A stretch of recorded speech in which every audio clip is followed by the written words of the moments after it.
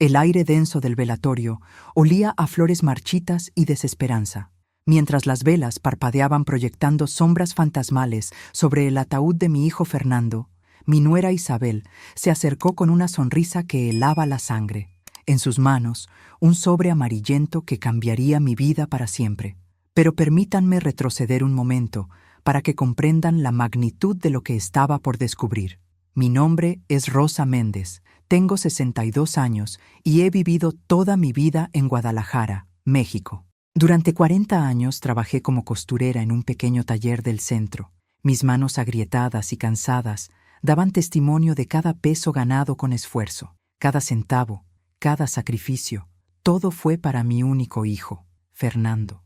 Lo crié sola después de que mi esposo, Roberto, muriera en un accidente cuando Fernando apenas tenía 5 años. Desde ese momento, mi vida entera giró alrededor de ese niño de ojos brillantes que se convirtió en mi razón de existir. Invertí cada peso que tenía en su educación. Vendí las joyas de mi matrimonio, unas piezas de oro que mi madre me había heredado, valuadas en 45,000 pesos, para pagar su universidad. Trabajaba hasta 16 horas diarias para que nunca le faltara nada. Cuando se graduó como arquitecto, sentí que todo había valido la pena. Mi Fernando era exitoso, guapo, un hombre hecho y derecho. Hace 3 años conoció a Isabel Torres en una conferencia de arquitectura. Ella era diseñadora de interiores, hermosa, con esa elegancia fría que siempre me intimidó. Desde el primer momento supe que algo no encajaba. Sus sonrisas nunca llegaban a sus ojos grises, y la forma en que me miraba era como si yo fuera un mueble viejo que entorpecía su decoración perfecta. Se casaron en una ceremonia íntima. Isabel insistió en que fuera algo pequeño, solo testigos. Yo pagué 80,000 pesos de mis ahorros para la fiesta de recepción, queriendo que mi hijo tuviera aunque fuera ese momento especial. Isabel apenas me dio las gracias. Y Fernando parecía estar en una nube, completamente hechizado por ella. Después de la boda, las visitas se volvieron escasas. Isabel siempre tenía una excusa. Estaban ocupados con proyectos, viajes de trabajo, renovaciones en su casa.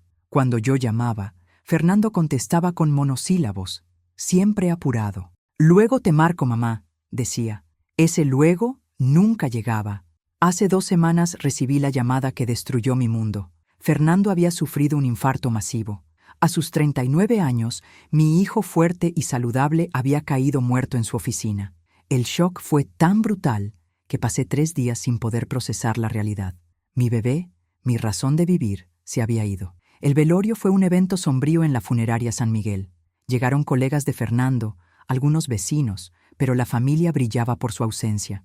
Isabel apareció 2 horas tarde, vestida impecablemente de negro, con lentes oscuros que ocultaban... ¿lágrimas? No lo creo. Mientras yo sollozaba frente al ataúd de mi hijo, abrazando la fotografía de su graduación que siempre guardé en mi cartera, ella caminaba entre los presentes con esa serenidad perturbadora. Fue entonces cuando se acercó. Sus tacones resonaban contra el piso de mármol como una sentencia de muerte.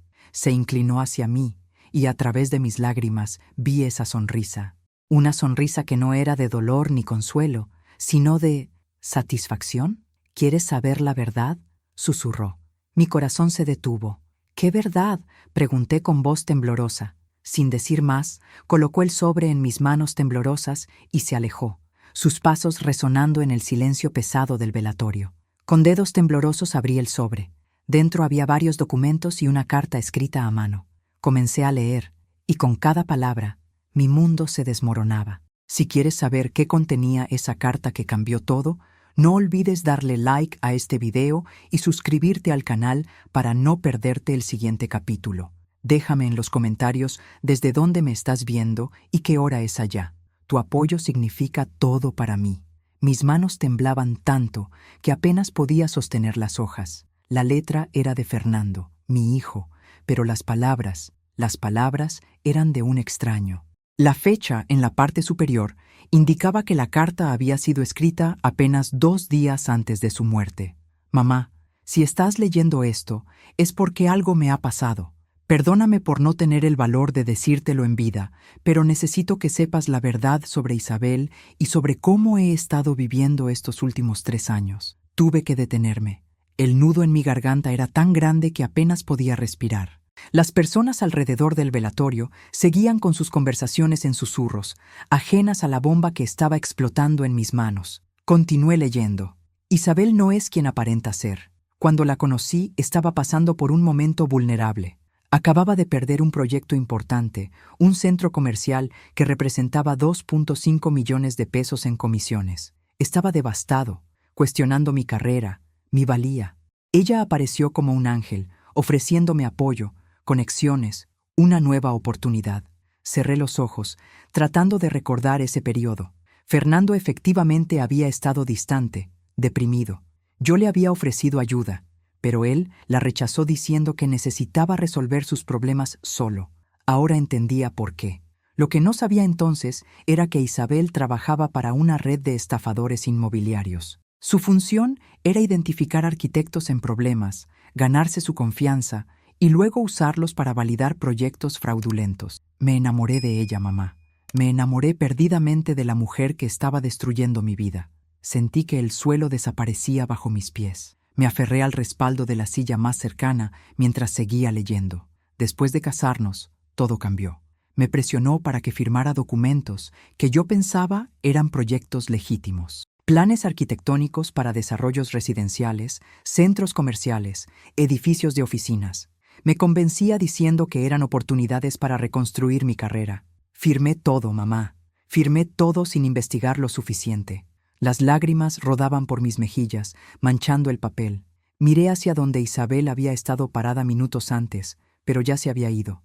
Solo quedaba su perfume caro flotando en el aire como un veneno invisible. Hace 6 meses descubrí la verdad. Esos proyectos eran esquemas piramidales, gente invirtiendo millones en desarrollos que nunca existirían. Mi firma, mi licencia de arquitecto, estaban siendo usadas para darle legitimidad a estas estafas. Cuando confronté a Isabel, ella se rió en mi cara. Me dijo que yo era un títere perfecto, ambicioso pero ingenuo, desesperado por demostrar su valía. Mi respiración se volvió errática. Varias personas me miraron con preocupación, pero no podía detenerme. Necesitaba saber todo. Intenté ir a las autoridades, pero ella me amenazó. Tenía grabaciones manipuladas, conversaciones editadas, documentos alterados que me hacían ver como el cerebro de toda la operación. Me dijo que si hablaba, me hundiría. Y lo peor, mamá, lo peor es que ella tiene acceso a toda mi información financiera, incluyendo... La siguiente línea me quitó todo el aire de los pulmones, incluyendo las cuentas donde guardabas tus ahorros. Los 320,000 pesos que habías acumulado durante toda tu vida trabajando. Mamá, Isabel conoce todo sobre ti. Tiene copias de tus documentos, sabe dónde vives, conoce tus rutinas. Me obligó a darte acceso a una cuenta bancaria conjunta hace un año.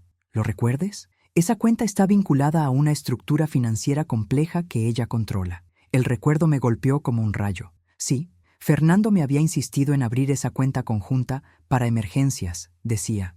Yo había transferido todos mis ahorros allí porque confiaba en mi hijo.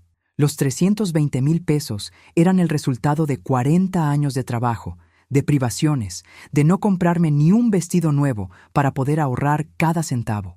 Si me pasa algo, mamá, ella intentará quedarse con todo. Tiene documentos falsificados donde aparezco dejándole todo a ella. Tiene un testamento fraudulento, pero yo he estado guardando evidencia. En la casa, en mi estudio privado, el que ella nunca pudo acceder, hay una caja fuerte. La combinación es tu fecha de nacimiento, 15/03/1963. Dentro encontrarás copias de todo. Los contratos reales, las grabaciones de sus amenazas, los esquemas de las estafas, los nombres de sus cómplices. Mis manos apretaron el papel con tanta fuerza que casi lo rompo. Mamá, perdóname por haberte fallado, por haberte alejado. Ella me manipuló para que me distanciara de ti, para que fueras más vulnerable. Cada vez que tú llamabas y yo te cortaba, era porque ella estaba ahí, controlando cada palabra. Te amo más de lo que las palabras pueden expresar. Fuiste la mejor madre del mundo, y yo fui un hijo terrible. No pude seguir leyendo en el velatorio. Doblé la carta con manos temblorosas y la guardé junto con los otros documentos que Isabel había incluido en el sobre. Necesitaba salir de allí. Necesitaba aire. Necesitaba procesar esta pesadilla que acababa de descubrir. Salí tambaleándome hacia el estacionamiento de la funeraria. La noche de Guadalajara era húmeda y pesada, el cielo cubierto de nubes que amenazaban tormenta. Me apoyé contra mi viejo coche, un Tsuru 2005 que había comprado usado hace 15 años, y respiré profundamente tratando de calmar mi corazón acelerado. Isabel me había dado la carta deliberadamente. ¿Por qué? ¿Qué ganaba ella mostrándomelo todo? La respuesta llegó como un relámpago. Era una amenaza. Ella quería que supiera que tenía el control, que conocía todos los secretos de Fernando y que yo no podía hacer nada al respecto. Regresé a casa pasada la medianoche. Mi pequeño departamento en la colonia Analco, donde había vivido por 30 años, nunca me había parecido tan frío y vacío. Las paredes estaban cubiertas de fotografías de Fernando en diferentes etapas de su vida: su primer día de escuela, su graduación de secundaria, su título universitario. En cada foto, su sonrisa brillante. Una sonrisa que ahora entendía había sido reemplazada por miedo y desesperación en sus últimos años. Me serví un vaso de agua con manos temblorosas y volví a sacar la carta. Había más páginas que no había leído. Continué donde me había quedado. Mamá, hay algo más que necesitas saber. Mi muerte no será un accidente si algo me pasa. Isabel tiene conexiones peligrosas. Uno de sus socios, un hombre llamado Rodrigo Salazar, es conocido por resolver problemas de maneras permanentes. He estado sintiendo síntomas extraños últimamente. Mareos, palpitaciones, náuseas. Mi médico no encuentra nada malo, pero yo sé que algo no está bien. He estado guardando muestras de todo lo que como y bebo en casa. El horror me atravesó como un cuchillo. ¿Estaba Fernando sugiriendo que Isabel lo estaba envenenando? Miré la fecha de la carta nuevamente. 2 días antes de su muerte por infarto. Un infarto repentino en un hombre joven y saludable. Si muero de un ataque cardíaco, por favor, mamá, exige una autopsia completa. Hay sustancias que pueden simular un infarto y que desaparecen del sistema rápido. En la caja fuerte también encontrarás las muestras que he guardado. Por favor, llévalas a analizar. Mis sollozos resonaron en el departamento vacío. Mi hijo había estado viviendo aterrorizado, sabiendo que su vida estaba en peligro, y yo no tuve ni idea. ¿Qué clase de madre era que no pudo sentir el sufrimiento de su propio hijo? Seguí leyendo a través de las lágrimas. Dentro del sobre que Isabel te entregará, si es que cumple con mis instrucciones, encontrarás también una llave. Es la llave de un depósito de seguridad en el Banco Santander de la sucursal Chapultepec. El número es 2847. Allí guardé copias adicionales de toda la evidencia, además de 150,000 pesos en efectivo que logré esconder de Isabel. Ese dinero es tuyo, mamá. Es lo mínimo que puedo hacer después de todo lo que sacrificaste por mí. Con manos frenéticas, vacié completamente el sobre mi mesa de comedor.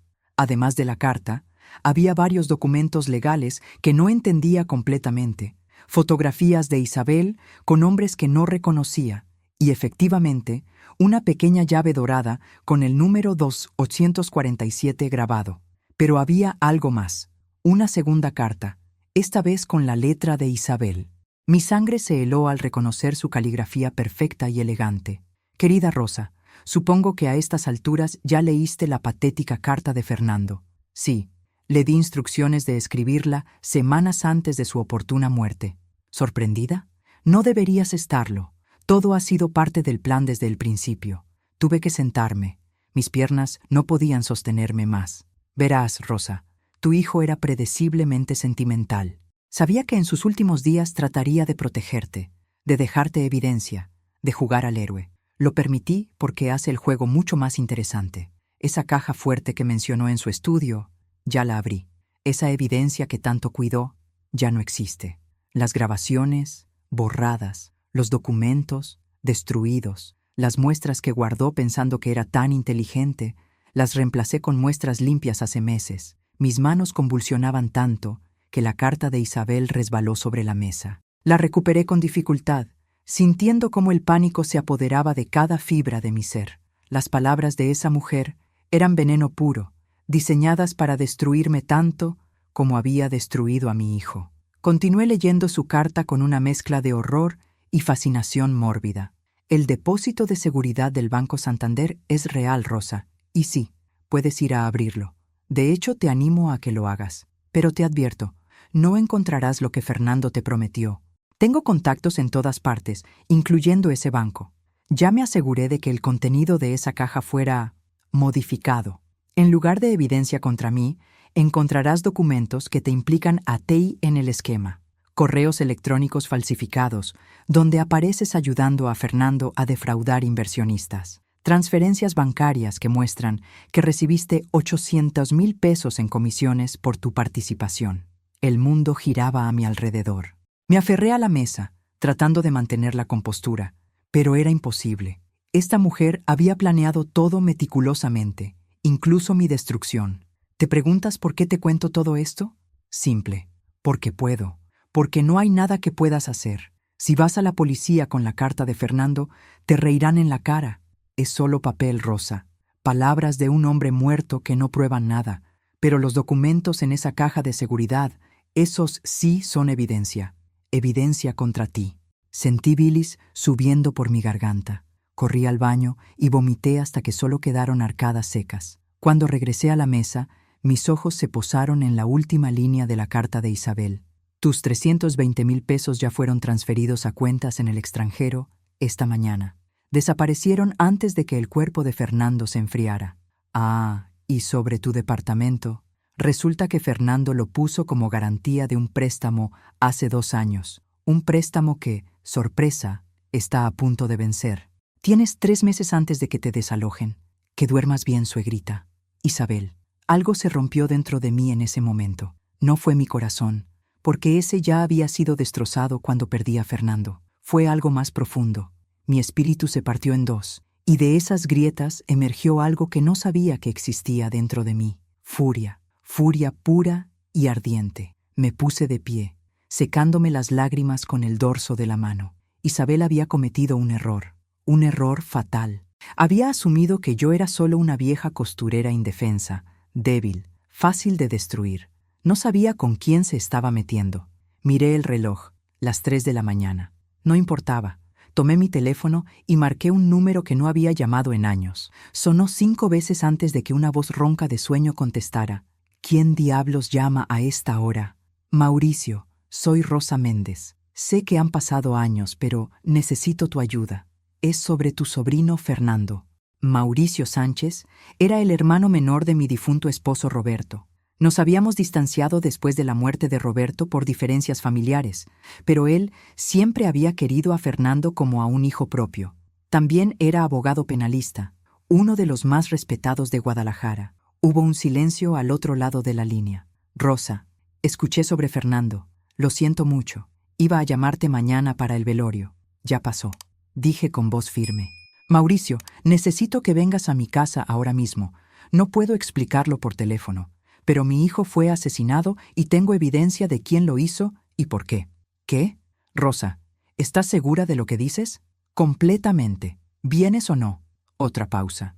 Dame 30 minutos. Colgué y comencé a organizar todo. La carta de Fernando, la carta de Isabel, los documentos del sobre, la llave del depósito. Tomé fotografías de todo con mi celular y las guardé en la nube, enviándome copias por correo electrónico. Si Isabel podía jugar sucio, yo también. Mauricio llegó exactamente 28 minutos después.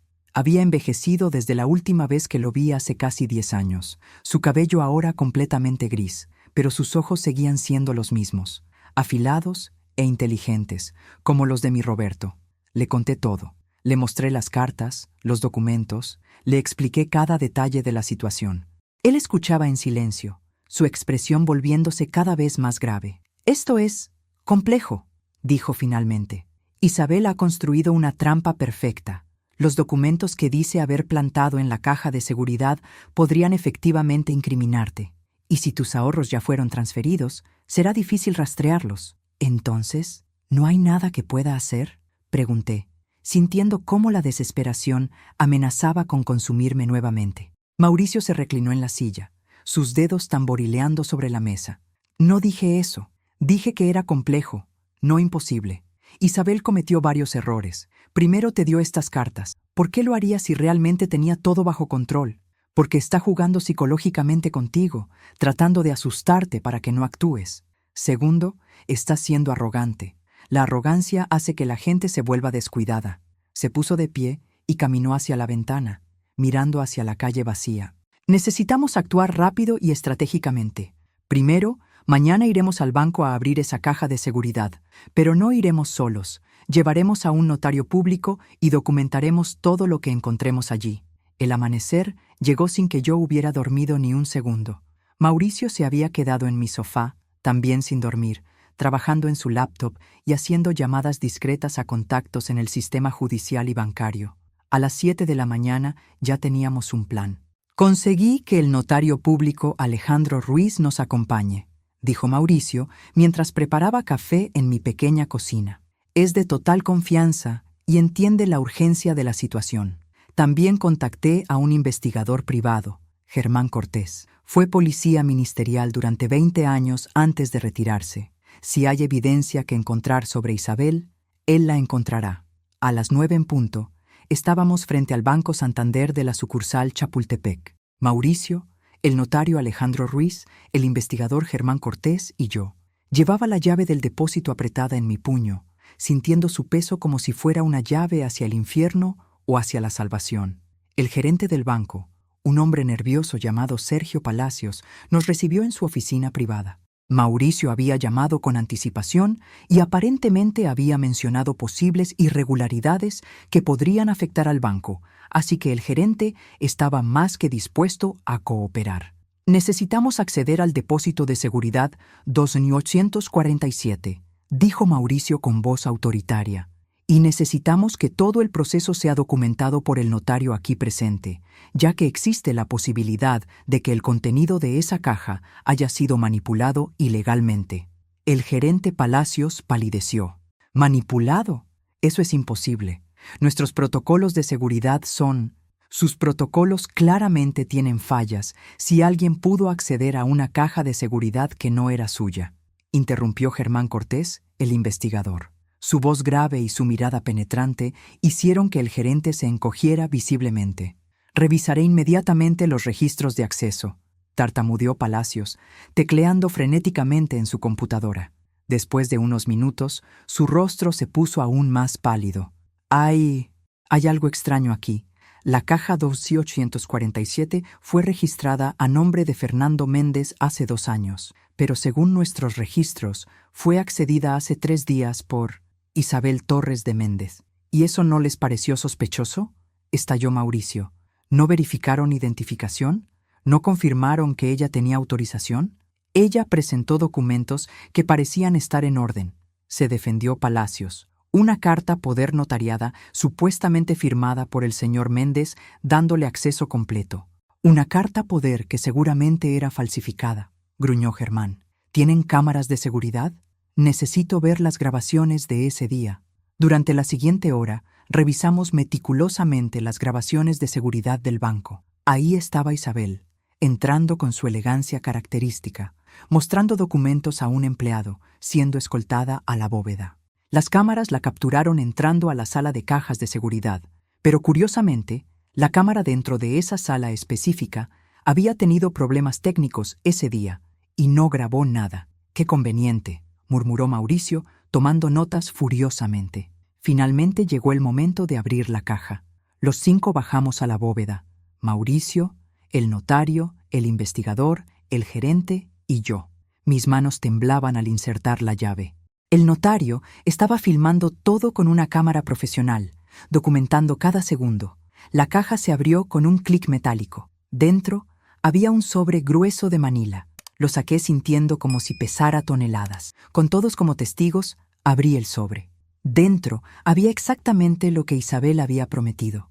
Documentos que me incriminaban. Correos electrónicos impresos que supuestamente eran míos, coordinando con Fernando para estafar inversionistas. Estados de cuenta bancarios mostrando transferencias de 800,000 pesos a una cuenta a mi nombre, contratos firmados con mi nombre y huella digital. Sentí que el piso desaparecía bajo mis pies. Isabel lo había hecho. Me había destruido completamente. Pero entonces Germán Cortés, el investigador, tomó los documentos y comenzó a examinarlos cuidadosamente. Sacó una lupa de su maletín y estudió cada página con atención meticulosa. Interesante, murmuró después de varios minutos. Muy interesante. ¿Qué? Preguntó Mauricio. Estas falsificaciones son buenas, pero no perfectas, explicó Germán. Miren aquí. Señaló uno de los supuestos correos electrónicos. El tipo de letra es Calibri, que se convirtió en el predeterminado de Microsoft Office en 2007. Pero este correo supuestamente fue enviado en 2019 desde una cuenta de Gmail. Gmail nunca usa Calibri como fuente predeterminada. Usan Arial. Mauricio se acercó para ver mejor. Continúa. Además, miren los metadatos de impresión en la esquina inferior. Germán señaló una serie de números pequeños apenas visibles. Estos documentos fueron impresos hace 4 días en una impresora HP LaserJet modelo M404DN. Puedo rastrear exactamente qué impresora fue basándome en estos códigos de rastreo. El gerente Palacios casi se desmaya cuando Germán Cortés explicó la magnitud de lo que habíamos descubierto. No solo había evidencia de falsificación de documentos, sino que el banco potencialmente había sido cómplice al permitir que Isabel accediera ilegalmente a la caja de seguridad de Fernando. Señor Palacios, dijo Mauricio con voz gélida, su banco tiene 2 opciones: cooperar completamente con nuestra investigación o enfrentar una demanda por negligencia criminal que los destruirá en los medios. ¿Qué prefiere? El gerente no dudó ni un segundo. Cooperaremos completamente. Les daré acceso a todos los registros que necesiten. Durante las siguientes 3 horas, convertimos una oficina del banco en nuestro cuartel de operaciones. Germán trabajaba en su laptop, rastreando los códigos de las impresoras y los metadatos. Mauricio revisaba documentos legales y hacía llamadas a contactos en la fiscalía.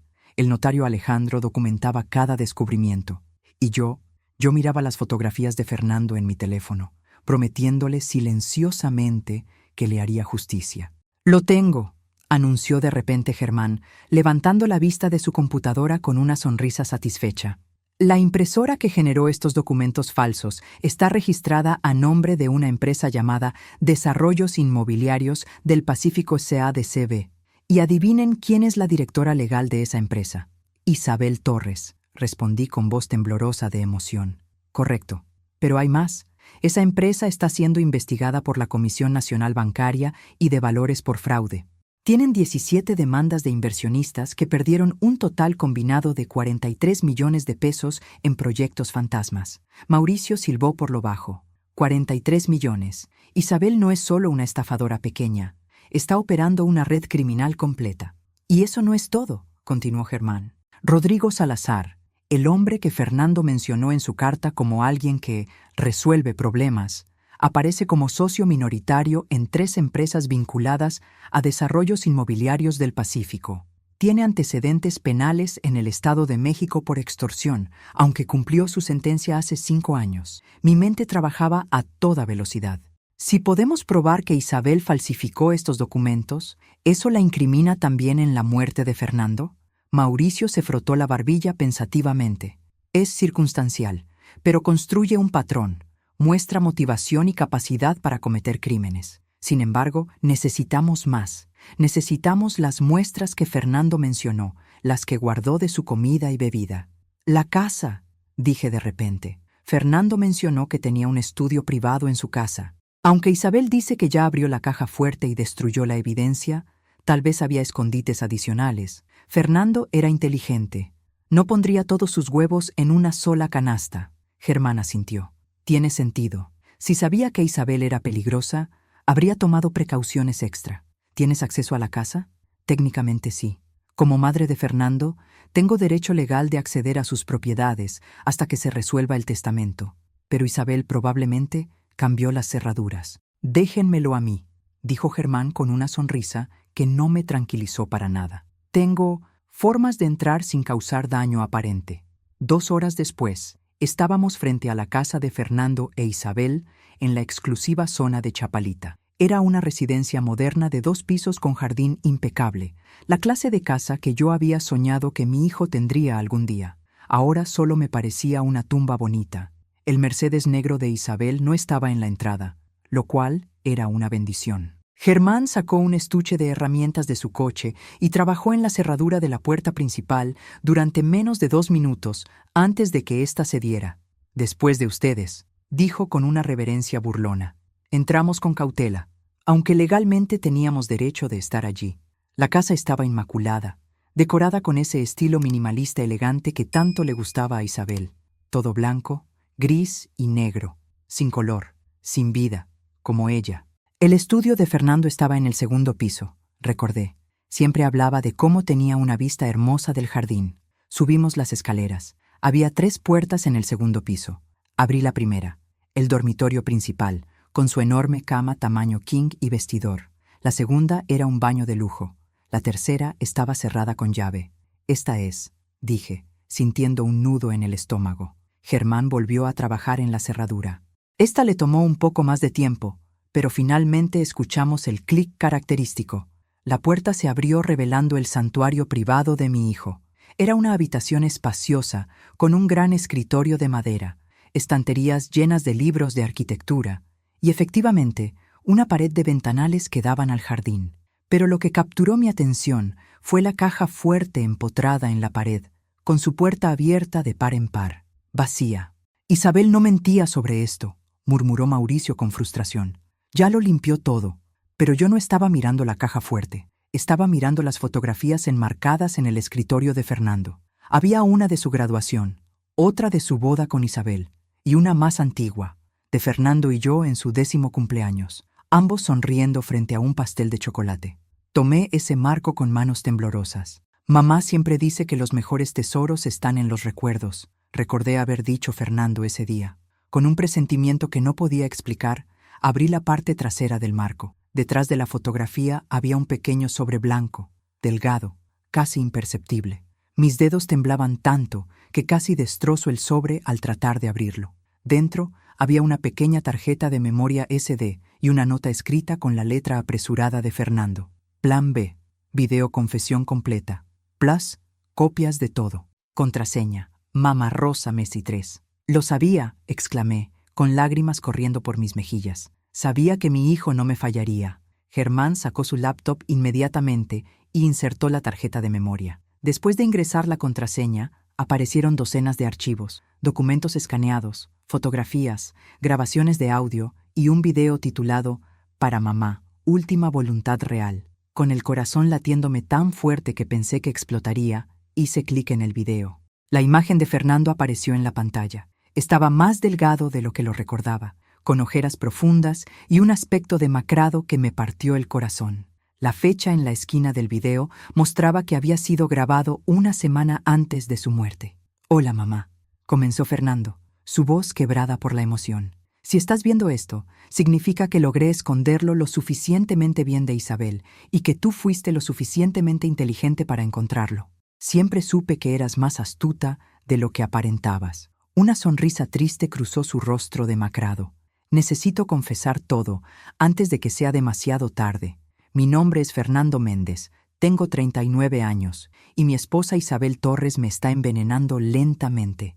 He estado documentando todo durante los últimos 3 meses desde que descubrí sus verdaderas intenciones». Los siguientes 40 minutos del video fueron devastadores. Fernando explicaba meticulosamente cómo Isabel lo había manipulado desde el principio, cómo lo había usado para estafar inversionistas, cómo había descubierto que ella ponía pequeñas dosis de digital, un medicamento para el corazón que en cantidades incorrectas puede causar arritmias fatales, en su café cada mañana.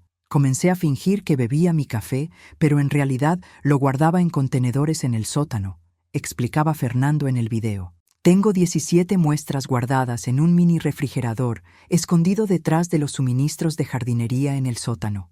También instalé cámaras ocultas en la cocina. Todo está documentado. Miré a Mauricio y Germán con ojos desorbitados. ¡El sótano! Tenemos que bajar al sótano ahora mismo. Bajamos las escaleras tan rápido que casi me caigo. El sótano era espacioso, lleno de cajas de almacenamiento y equipamiento de jardín. Germán comenzó a mover las cosas sistemáticamente hasta que encontró, efectivamente, un pequeño refrigerador oculto detrás de bolsas de fertilizante. Dentro había 17 contenedores etiquetados con fechas, todos conteniendo lo que parecía ser café. Junto a ellos había una carpeta de plástico con reportes médicos de Fernando mostrando síntomas progresivos de intoxicación por digitálicos, palpitaciones, náuseas, visión borrosa. «Esto es evidencia directa», dijo Mauricio, su voz temblando de emoción contenida. «Con esto podemos probar intento de homicidio. Germán, necesitamos asegurar estas muestras inmediatamente y llevarlas a un laboratorio forense certificado». «Ya estoy en eso», respondió Germán, fotografiando cada contenedor meticulosamente. «Conozco al director del laboratorio forense del estado. Podremos tener resultados preliminares en 48 horas si lo marcamos como urgente». Regresamos al estudio de Fernando para continuar revisando la tarjeta de memoria. Había más videos, incluyendo grabaciones de las cámaras ocultas que Fernando había instalado. En una de ellas, fechada apenas 10 días antes de su muerte, se veía claramente a Isabel vertiendo polvo blanco en la taza de café de Fernando mientras él estaba en el baño. «¡La tenemos!», exclamó Mauricio, dando un puñetazo al aire. «Con esto, podemos acusarla formalmente de intento de homicidio, y si el forense determina que la digitalis causó el infarto de Fernando, homicidio consumado». Pero había más en la tarjeta de memoria. Fernando había sido increíblemente meticuloso.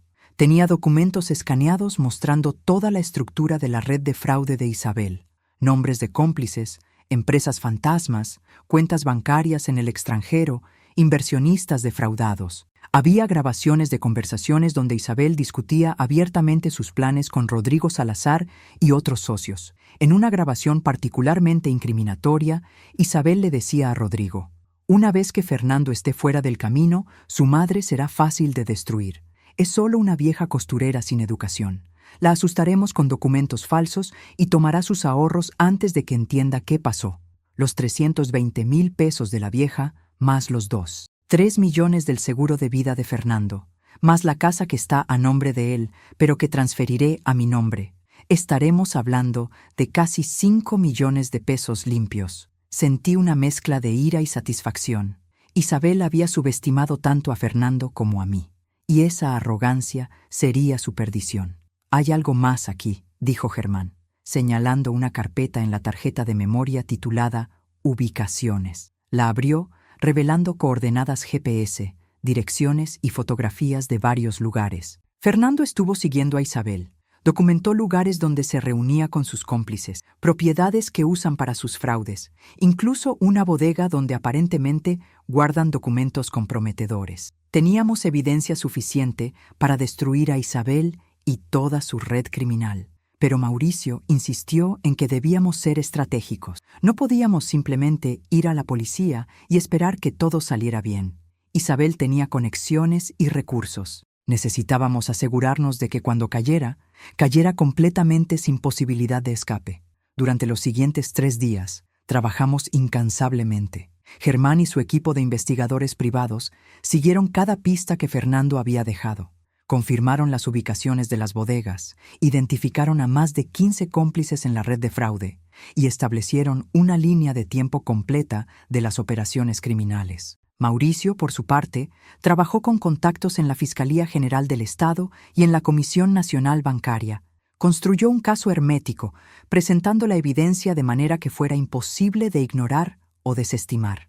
Yo, mientras tanto, tuve que hacer lo más difícil: actuar normal. Isabel me llamó 2 veces durante esos 3 días, su voz goteando falsa simpatía. «¿Cómo estás llevando la pérdida, Rosa? Si necesitas algo, cualquier cosa, avísame». Cada vez que escuchaba su voz, quería gritar, quería decirle que sabía todo, que Fernando me había dejado el arma perfecta para destruirla, pero me mordí la lengua y actué como la vieja indefensa que ella creía que era. «Estoy manejándolo», respondí con voz temblorosa que no requirió actuación. «Todo es tan difícil. Los gastos del funeral, los documentos legales». «Oh, pobre Rosa», arrulló Isabel. «No te preocupes por el dinero. Estoy segura de que encontraremos una solución para todo. De hecho, necesito que vengas a firmar algunos documentos relacionados con la herencia de Fernando. ¿Podemos vernos mañana?» Miré a Mauricio, quien estaba escuchando la conversación en altavoz, y asintió. «Sí, claro», dije. «¿Dónde?» «En mi oficina de desarrollos inmobiliarios del Pacífico. Digamos a las 2 de la tarde. Trae tu identificación y tu acta de nacimiento. Colgó antes de que pudiera responder. Mauricio sonrió de una manera que me recordó a un lobo acechando a su presa. Perfecto, dijo. Ella misma se está metiendo en la trampa. Mañana, cuando llegues a esa oficina, no estarás sola.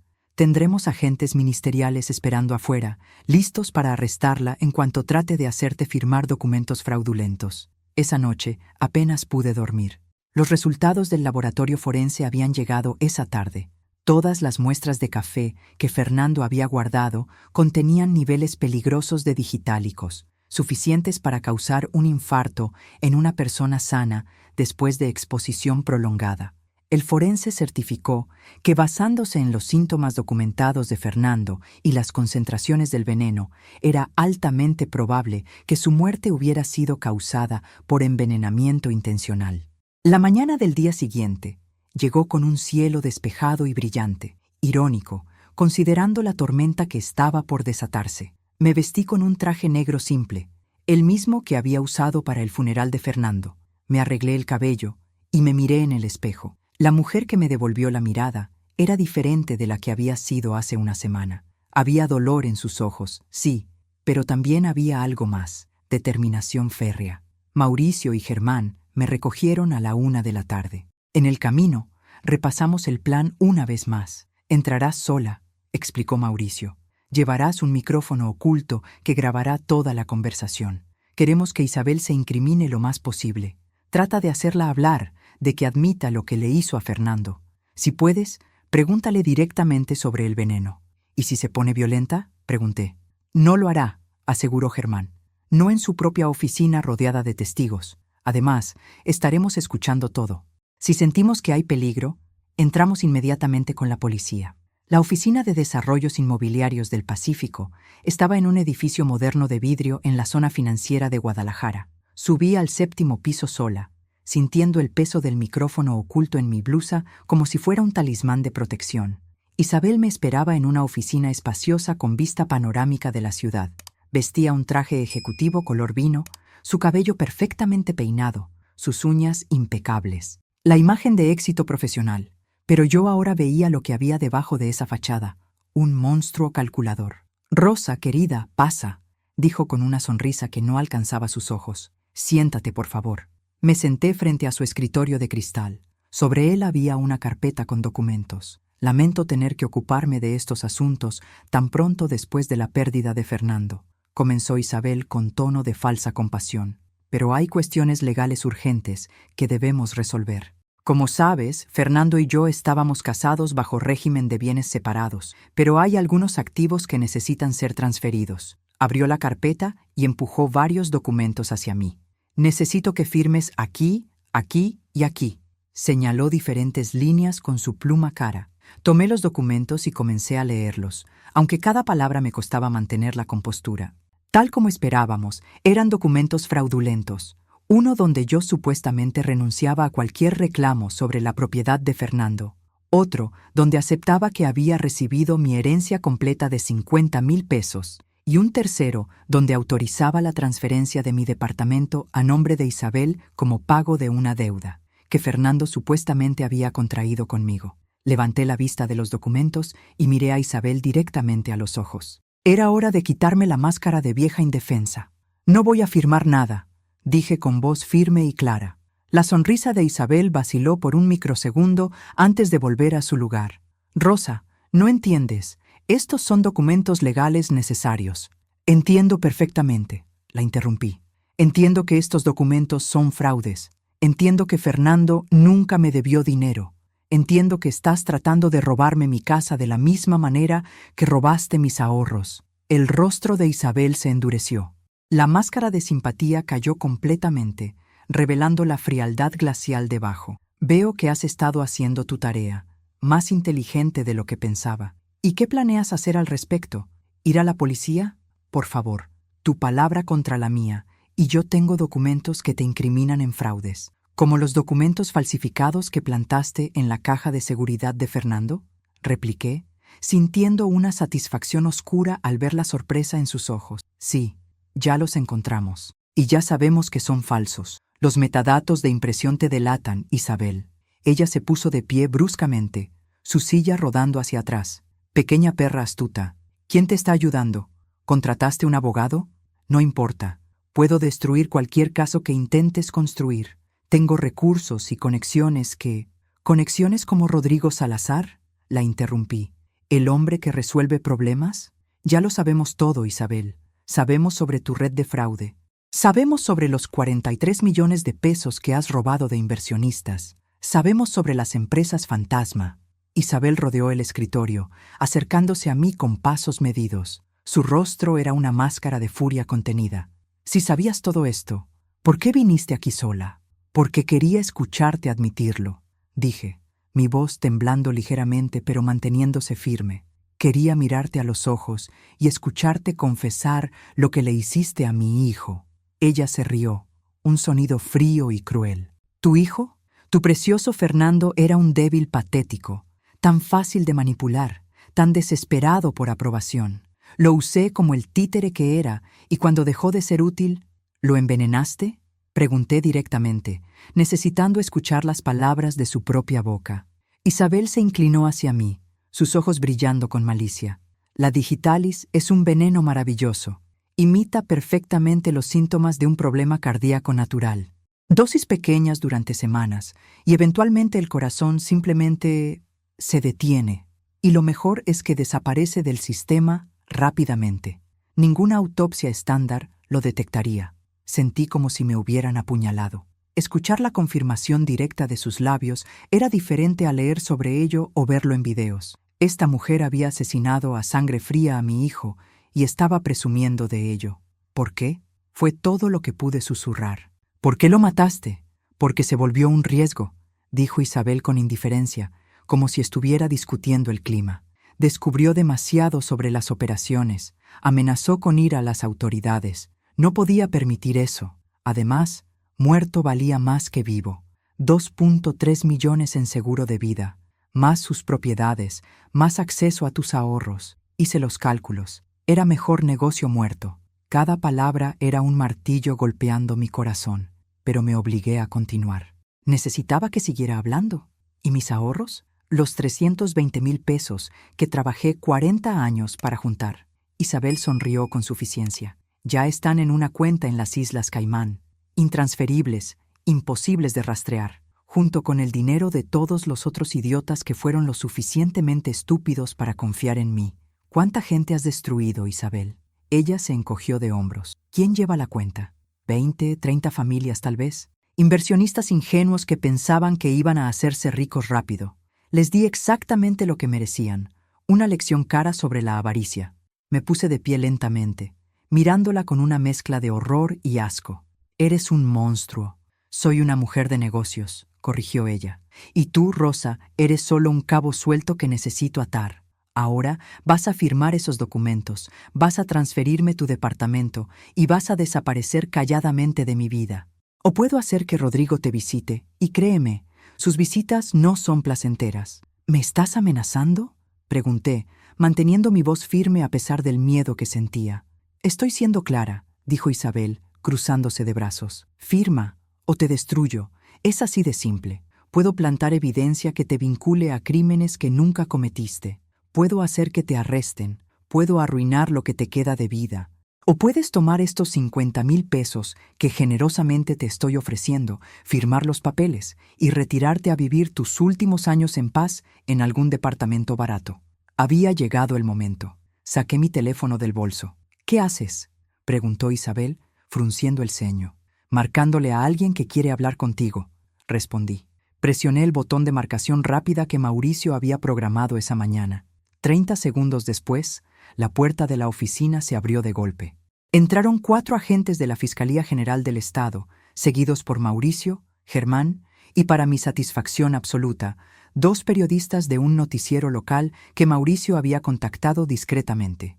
Isabel Torres, anunció el agente principal, mostrando su placa, queda arrestada por los cargos de homicidio premeditado, fraude, falsificación de documentos y asociación delictuosa. El rostro de Isabel pasó por una serie de emociones en cuestión de segundos: sorpresa, incredulidad, furia y finalmente miedo puro.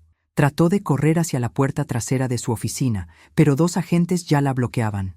«¡Esto es un montaje!», gritó mientras los agentes le ponían las esposas. «¡Esa vieja me tendió una trampa! ¡No pueden probar nada!». «En realidad podemos probarlo todo», dijo Mauricio con satisfacción evidente. «Tenemos grabaciones de audio y video de su confesión completa. Tenemos las muestras de café envenenado que Fernando Méndez guardó. Tenemos análisis forenses probando que murió por intoxicación con digitálicos. Tenemos evidencia documental de toda su red de fraude. Y tenemos una lista de 15 cómplices que estamos arrestando en este momento en operaciones coordinadas en toda la ciudad». Los periodistas estaban grabando todo. Las cámaras capturaron el momento exacto en que la compostura de Isabel se derrumbó completamente. Dejó de gritar y simplemente comenzó a llorar, pero incluso sus lágrimas parecían calculadas. Mientras se la llevaban, Isabel me miró con odio puro. «Te arrepentirás de esto, vieja estúpida.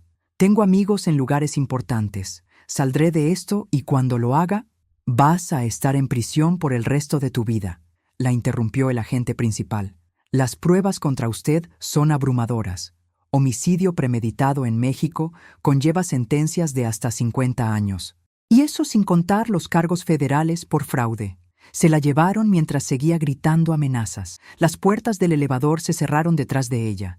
Y finalmente, por primera vez en días, pude respirar libremente. En las semanas siguientes, el caso explotó en los medios. La historia de cómo una humilde costurera de 62 años había desenmascarado una red criminal multimillonaria capturó la atención nacional. Los periodistas me llamaban héroe. Yo solo me sentía como una madre que había hecho lo que cualquier madre haría: buscar justicia para su hijo. La investigación reveló aún más horrores. Isabel y sus cómplices habían defraudado a más de 50 familias en total, robando aproximadamente 67 millones de pesos a través de desarrollos inmobiliarios fantasmas. Rodrigo Salazar fue arrestado intentando huir a Estados Unidos. Confesó bajo interrogatorio que Isabel le había pagado 500,000 pesos para eliminar a Fernando, aunque finalmente decidió usar el método más sutil del veneno en lugar de algo más violento. Los otros 14 cómplices cayeron como fichas de dominó. Algunos negociaron acuerdos declarándose culpables a cambio de sentencias reducidas. Otros fueron a juicio y fueron condenados. Isabel, enfrentando la evidencia abrumadora en su contra, finalmente aceptó un acuerdo: confesión completa a cambio de no recibir la sentencia máxima. Fue sentenciada a 40 años de prisión sin posibilidad de libertad condicional durante al menos 25 años. El proceso legal para recuperar los activos robados fue largo y complicado, pero Mauricio fue implacable. Después de 8 meses de batallas legales, logré recuperar mis 320,000 pesos originales más intereses, totalizando 352,000 pesos. La casa de Fernando fue liberada de las hipotecas fraudulentas que Isabel había puesto sobre ella. Decidí venderla. No podía vivir allí sabiendo lo que mi hijo había sufrido entre esas paredes. La vendí por 3.8 millones de pesos. Con ese dinero hice varias cosas. Primero, establecí una fundación en nombre de Fernando para ayudar a las víctimas de fraude financiero, donando 1 millón de pesos para su fondo inicial. Segundo, ayudé a las otras familias que habían sido defraudadas por Isabel, trabajando con Mauricio para asegurar que recibieran algo de compensación. Tercero, finalmente me permití hacer algo que nunca había hecho en mi vida: cuidar de mí misma. Compré un departamento pequeño pero bonito en una zona tranquila de Guadalajara. Me retiré oficialmente de la costura después de 40 años. Empecé a asistir a terapia para procesar el trauma de perder a Fernando y descubrir las circunstancias de su muerte. Lentamente, día a día, comencé a sanar. Mauricio y yo reconectamos como familia. Resultó que el distanciamiento de tantos años había sido un malentendido tonto que ambos habíamos sido demasiado orgullosos para resolver. Ahora cena conmigo 2 veces por semana y me ha presentado a sus hijos, mis sobrinos nietos, que no había conocido. 1 año después del arresto de Isabel, visité la tumba de Fernando. Era un día soleado de primavera y llevaba un ramo de girasoles, sus flores favoritas. Me arrodillé frente a su lápida de granito negro. «Lo hice, hijo», susurré. «Le di justicia. Ella va a pagar por lo que te hizo. Y me aseguré de que ninguna otra familia tenga que sufrir lo que nosotros sufrimos. El viento sopló suavemente, meciendo las hojas de los árboles cercanos. Por un momento, sentí como si Fernando estuviera allí conmigo, agradecido, en paz finalmente. Hoy, a mis 63 años, tengo una nueva vida. Ya no soy solo Rosa Méndez, la costurera que perdió todo. Soy Rosa Méndez, la mujer que se enfrentó al mal y ganó. La mujer que demostró que nunca es tarde para luchar por la justicia. La mujer que convirtió su dolor más profundo en fuerza para ayudar a otros. ¿Extraño a Fernando cada día? Absolutamente. El dolor de su pérdida nunca desaparecerá completamente, pero encuentro consuelo sabiendo que su muerte no fue en vano. Su meticulosa documentación y su valentía al dejar evidencia, incluso sabiendo que estaba en peligro mortal, salvó a innumerables personas de ser víctimas futuras de Isabel. La fundación que establecí en su nombre ya ha ayudado a 23 familias a recuperar sus ahorros de estafadores. Doy conferencias en comunidades sobre cómo detectar fraudes financieros. Me he convertido en una voz para aquellos que no tienen voz, especialmente personas mayores que son frecuentemente blanco de estafadores sin escrúpulos. Mi mensaje para cualquiera que esté pasando por una situación similar es este: nunca te rindas. No importa cuán poderosos parezcan tus enemigos, no importa cuán desesperanzadora parezca la situación. La verdad tiene poder. La justicia puede prevalecer. Y a veces, las personas que parecen más débiles resultan ser las más fuertes. Esta historia me ha cambiado para siempre. Me quitó a mi hijo, me robó años de paz, me mostró las profundidades más oscuras de la crueldad humana, pero también me mostró mi propia fortaleza. Me reconectó con familia perdida, me dio un propósito renovado. Isabel Torres permanece en prisión, donde permanecerá hasta ser una anciana. A veces pienso en ella y me pregunto si alguna vez siente remordimiento. Probablemente no. Personas como ella rara vez lo hacen, pero eso ya no es mi problema. He hecho mi parte. He obtenido justicia para Fernando y ahora, finalmente, puedo empezar a vivir de nuevo. Gracias por acompañarme en este viaje doloroso, pero necesario. Si mi historia te conmovió o te inspiró, te invito a compartirla con otros que puedan necesitar escucharla. Y recuerda, nunca subestimes el poder de una madre determinada a proteger la memoria de su hijo. Somos más fuertes de lo que cualquiera imagina. Gracias por leer hasta el final. Si esta historia te impactó, déjame saber en los comentarios desde dónde la estás leyendo y si conoces a alguien que haya pasado por una situación similar. Nunca estás solo en tu lucha por la justicia.